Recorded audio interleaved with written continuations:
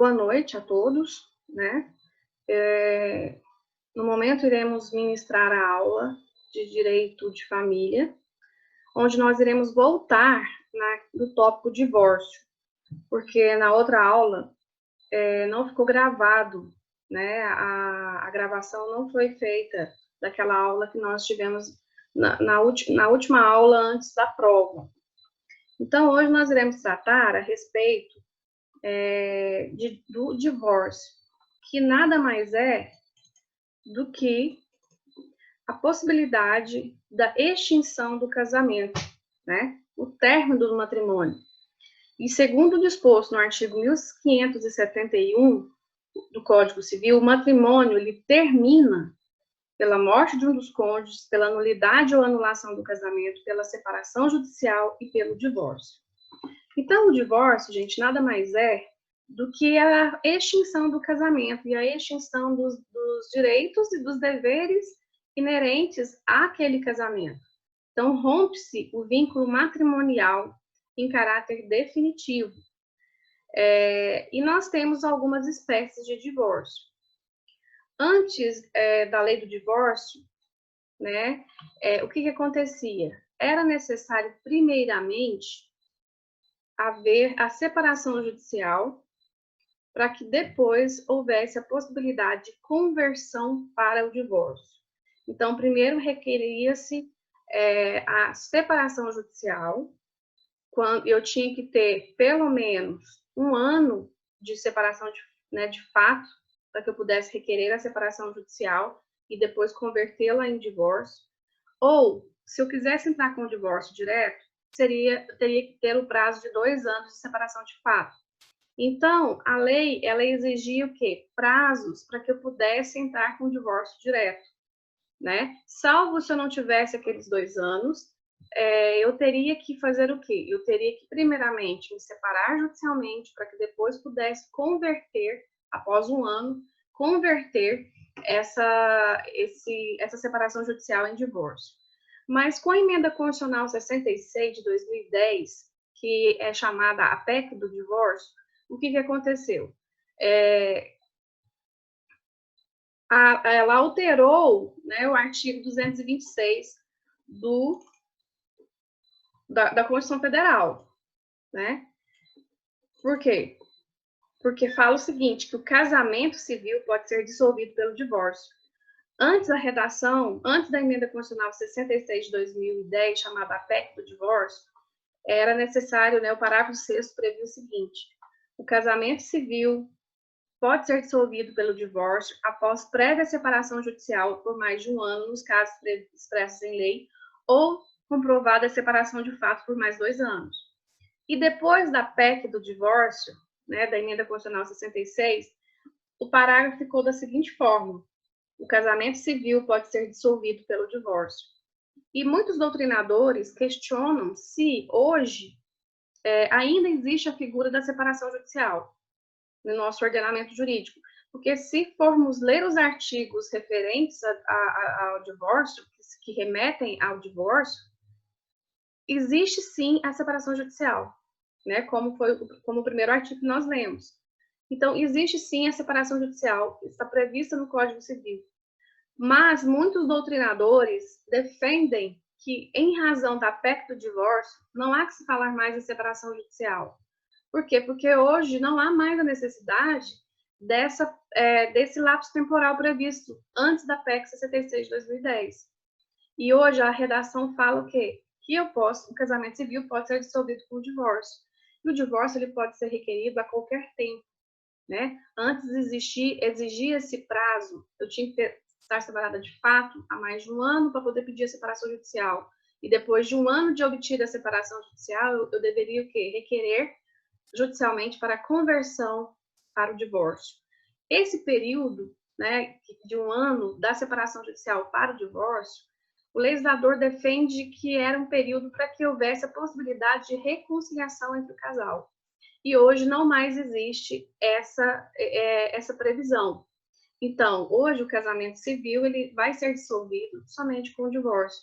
Então, se questiona se existe ou não ainda a separação judicial. mas se nós lermos os artigos que se referem ao divórcio, iremos encontrar a separação judicial no nosso ordenamento jurídico. Um breve histórico, né? O Decreto 181 de 1890 instituiu o casamento civil no Brasil e previu o divórcio a toro et mensa, que era divórcio canônico, que acarretava somente a separação de corpos, mas não rompia o vínculo matrimonial.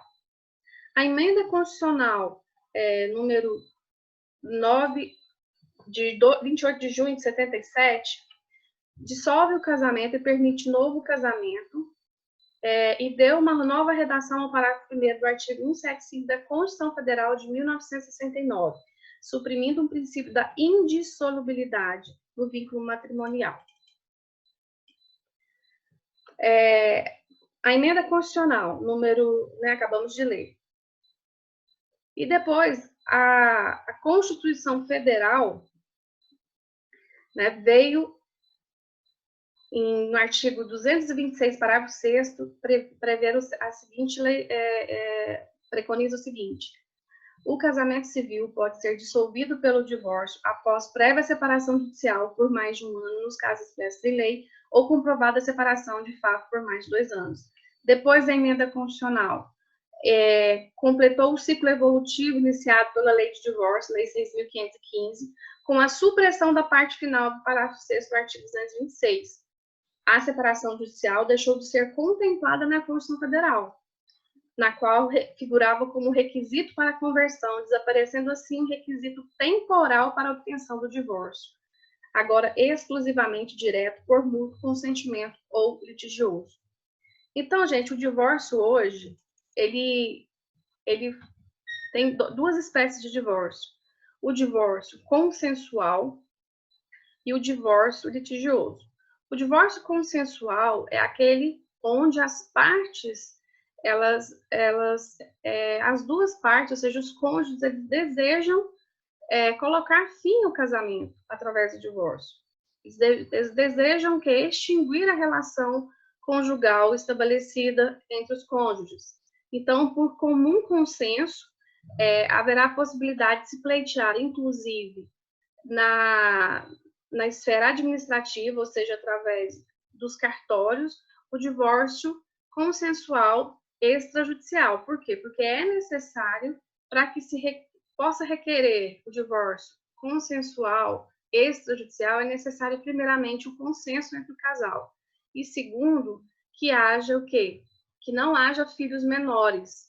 Essa era a primeira imposição. Só que hoje houve uma mudança, uma alteração, permitindo que mesmo casais tendo filhos podem separar pelo divórcio, né, e pelo divórcio extrajudicial. Só que, nesse caso, as questões relacionadas a alimentos, as questões relacionadas a regulamentação de visitas, o direito de convivência já tem que estar pré-definidos na esfera judicial, né? Então, houve essa alteração em decorrência dessa nova possibilidade de se levar à esfera administrativa extrajudicial o divórcio, desde que haja consenso.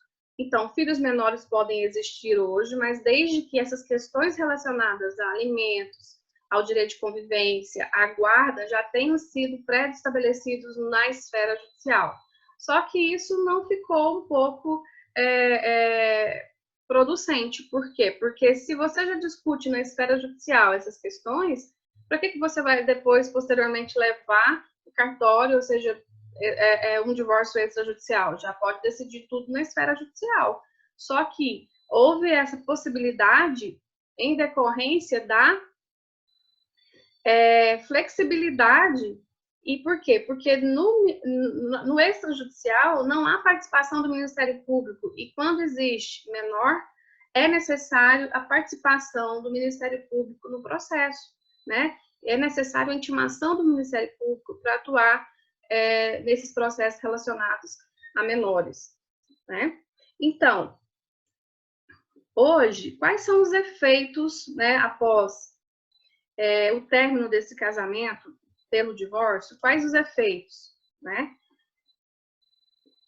O divórcio, ele põe fim completamente na relação conjugal, no vínculo conjugal. Já a separação judicial, para aqueles doutrinadores que defendem, né, a permanência e a existência da separação judicial, ela põe termos aos deveres de coabitação e fidelidade recíproca e ao regime de bens, permanecendo entre outros deveres impostos no artigo 1566, que é a mútua assistência, sustento, guarda e educação dos filhos, respeito e consideração mútuos.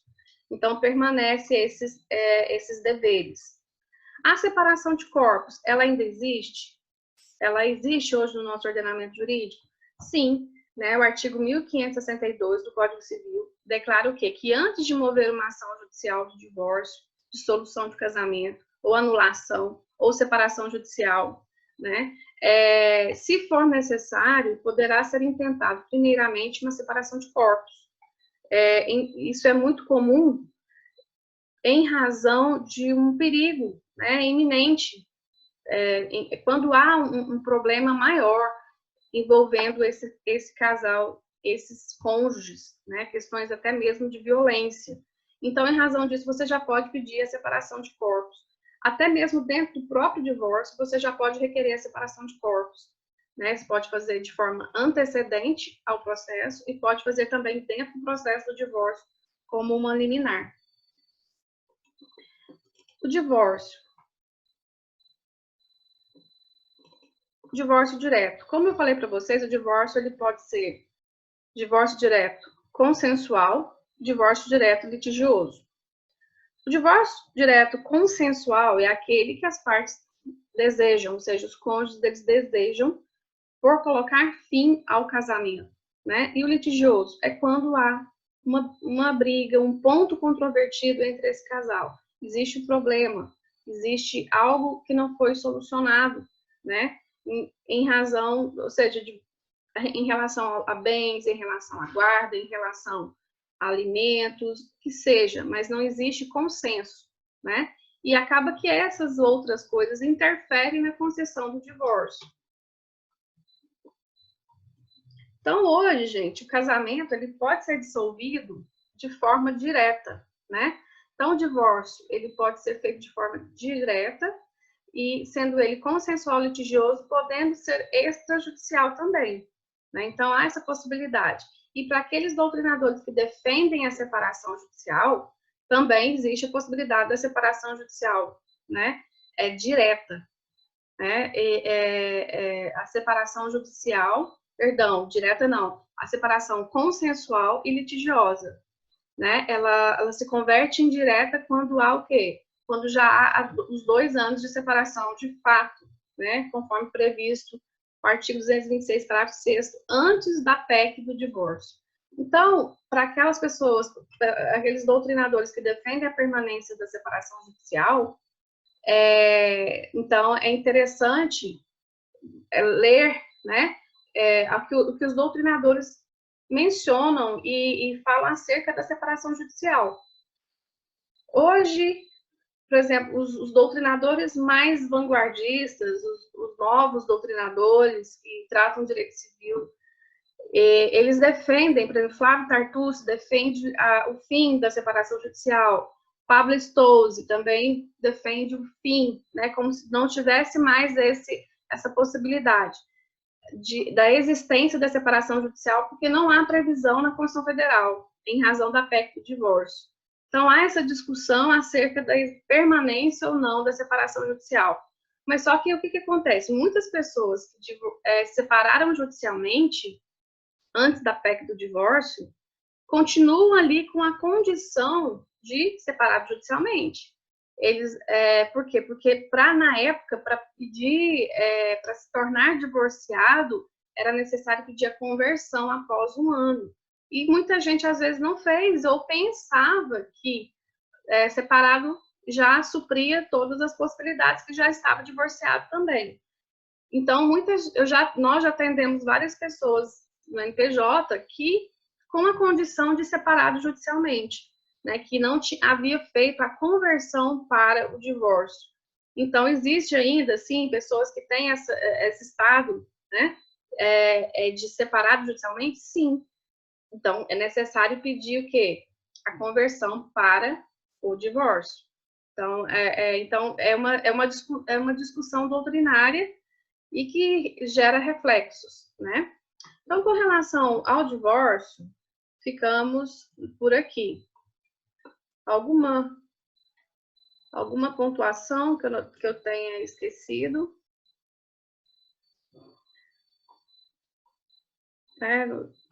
Esse slide está, no caso, para vocês, está disponível para vocês no AVA, né? Então, está lá disponível no AVA para vocês.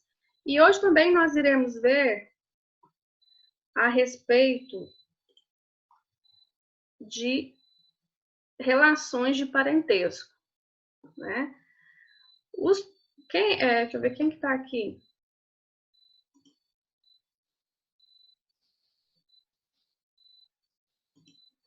Bom, relação de parentesco. O Código Civil, ele trata das relações de parentesco nos artigos 1591 a 1595 do Código Civil. Então, o parentesco, ele é uma relação jurídica que pode ser de origem biológica ou social, que permite a inserção do indivíduo no meio familiar, no seio familiar. E essa inserção garante direitos e deveres recíprocos, né? O parentesco, ele é importante não só na esfera do direito de família, né? Ele é importante em vários ramos do direito, né? Por exemplo, processual, a proibição de ser testemunha, né? Até colaterais até terceiro grau, tipificações penais que são potencializadas, agravadas em decorrência da figura de uma relação de parentesco, como o infanticídio, né? Também no âmbito do direito das sucessões, que o parentesco ele vincula, né? E ele pode se tornar o quê? Em razão da ordem da vocação hereditária, herdeiro do falecido, né? Ser beneficiado pela herança deixada pelo falecido. Então, a relação de parentesco dentro do Código Civil, ele tem vários ramos, né? Que também respingam essas relações de parentesco, tem interferência em outros ramos do direito, senão o direito civil. E as espécies de parentesco, né? Primeiro, nós temos o parentesco natural, que é aquele de origem biológica ou consanguínea, né? Então, aquela pessoa que é vinculada com a outra através da consanguinidade. Esse é um parentesco natural. Temos o parentesco civil, que é estabelecido em decorrência da adoção, né, que é um vínculo legal. A adoção ela é decretada através de uma sentença transitada em julgado, né, onde traz a semelhança de uma família advinda do parentesco natural, né? E nós temos o que? O parentesco por afinidade. São aqueles parentes, né? Aquelas pessoas que, quando você se casa ou mantém uma relação, uma união estável, você se vincula ao parente do seu marido ou do seu companheiro, né? Então, esses parentes, eles são considerados parentesco por afinidade. E nós temos as espécies, né, de linhas estabelecidas também no parentesco. Nós temos parentesco em linha reta, que significa o quê? Que as pessoas descendem umas das outras, né, existindo uma linha de consanguinidade, de hereditariedade.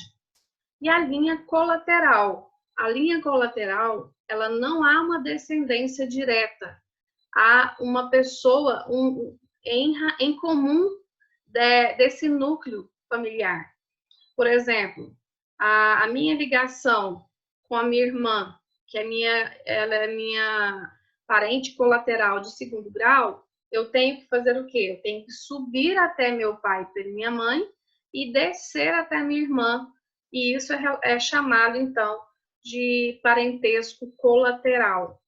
Então, o Código Civil, ele adota essa linha de parentesco, né? Ele considera parente colateral até o quarto grau. né? Então, ele tem graus limitados. Já na linha reta, que pode ser materna e paterna, ela não existe limite, ela é infinita, né? Bom, o parentesco socioafetivo. O parentesco socioafetivo, né, nós já falamos muito a respeito desse parentesco socioafetivo na sala de aula, que é o parentesco advindo de uma relação de afetividade, né? Uma relação que foi construída e embasada no amor, no afeto, né? E hoje nós já temos julgados que reconhecem a possibilidade do reconhecimento da paternidade e maternidade socioafetiva, podendo, inclusive, haver o reconhecimento de forma extrajudicial, se o menor contar com mais de 10 anos de idade, né? E quais esses efeitos, né? Efeitos do parentesco? Vários. Primeiro, como eu falei para vocês, esse vínculo de parentesco, ele tem efeitos no direito processual civil, no direito penal, no direito das sucessões, no direito de família, no direito administrativo, proibindo qualquer parente, né, nomeação de parentes, para evitar aí a questão de beneficiamento, né, da máquina administrativa para empregar parentes uns dos outros, então é proibido também. Então, no direito sucessório, a relação de parentesco ela é muito evidente. Por isso que a gente tem que estudar essa relação de parentesco no direito de família, para que depois a gente possa, quando formos ver direito das sucessões, saber estabelecer linhas, né, graus, o que é um parente colateral, o que é um parente em linha reta, parente por afinidade. Então, nós precisamos desses conhecimentos, desses conceitos, para que a gente possa estabelecer ali, saber, né, aprofundar ali no direito das sucessões. Ok?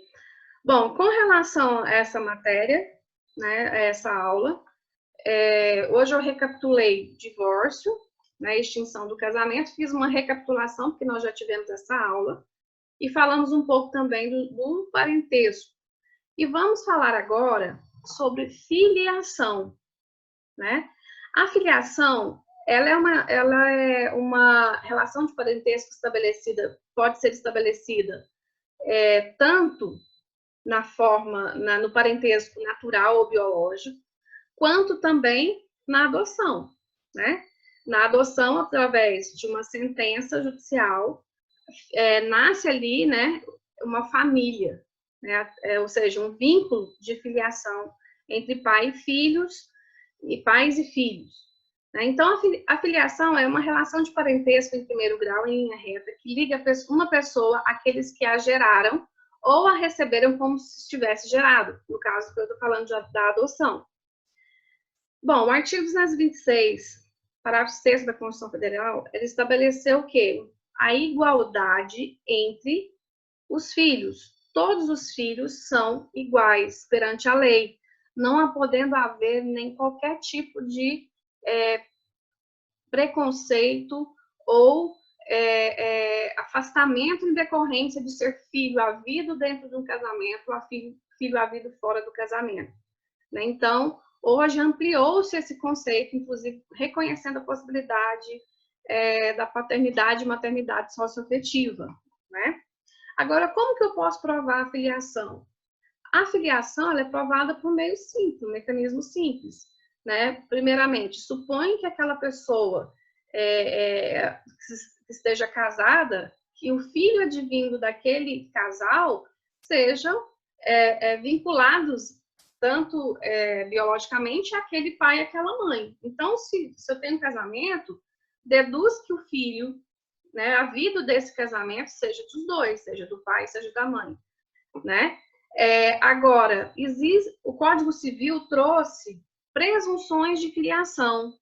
Por mais que hoje nós temos aí a possibilidade de fazer um exame de DNA, né, para testar a paternidade ou a maternidade, a paternidade, ela sempre ela gerou muita dúvida, né? Porque a maternidade, só se houver um caso muito sério para que haja dúvida acerca da maternidade.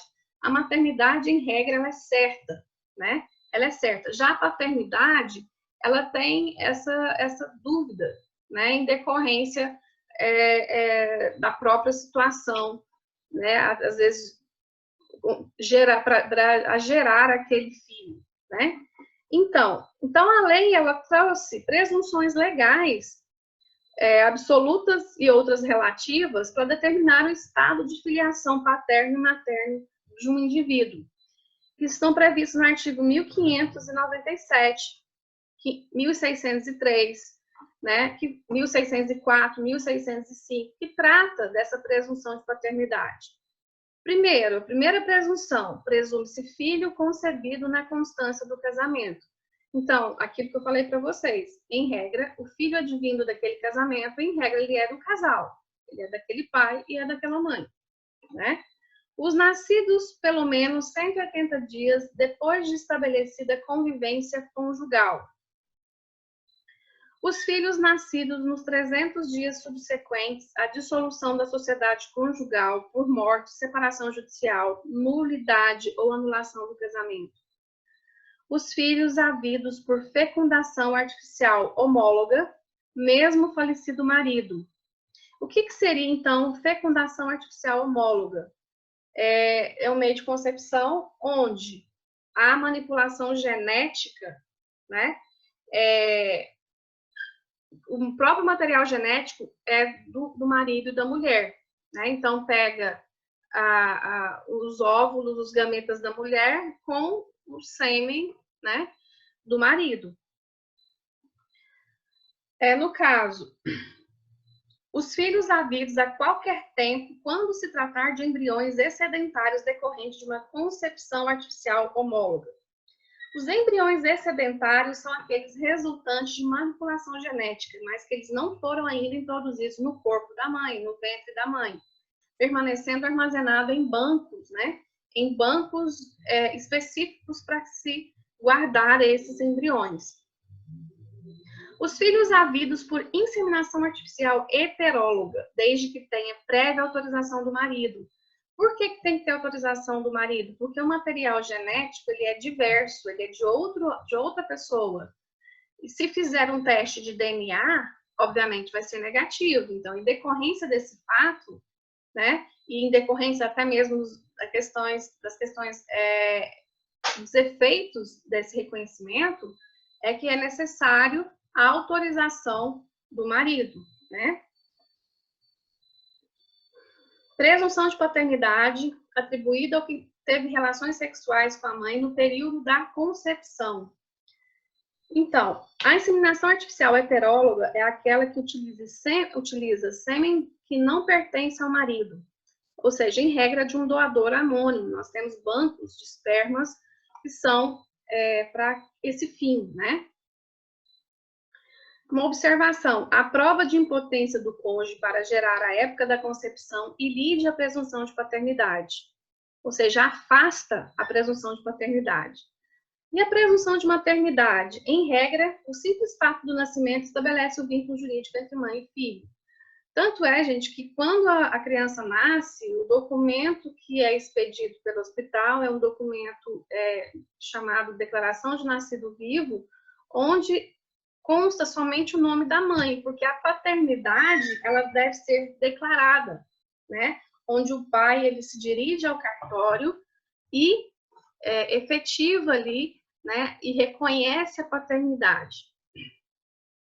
A presunção de maternidade está prevista no artigo 1608, né? A maternidade, ela é constante no termo do nascimento do filho, então só poderá ser contestada pela mãe provando qualquer falsidade ou troca de bebês, né? Algum erro nesse aspecto, porque, em regra, o simples fato do nascimento estabelece o vínculo entre mãe e filho, ok? Por enquanto, hoje, gente, nós ficaremos por aqui, né? Falamos hoje sobre divórcio, sobre relações de parentesco e sobre presunção de paternidade. Na aula seguinte, nós falaremos de filiação e poder familiar. Falaremos também sobre alimentos, falaremos também sobre, depois, guarda, né, que são os tópicos extremamente importantes dentro do ordenamento jurídico civilista. Bom, me despeço de vocês. Fiquem com Deus e até a próxima.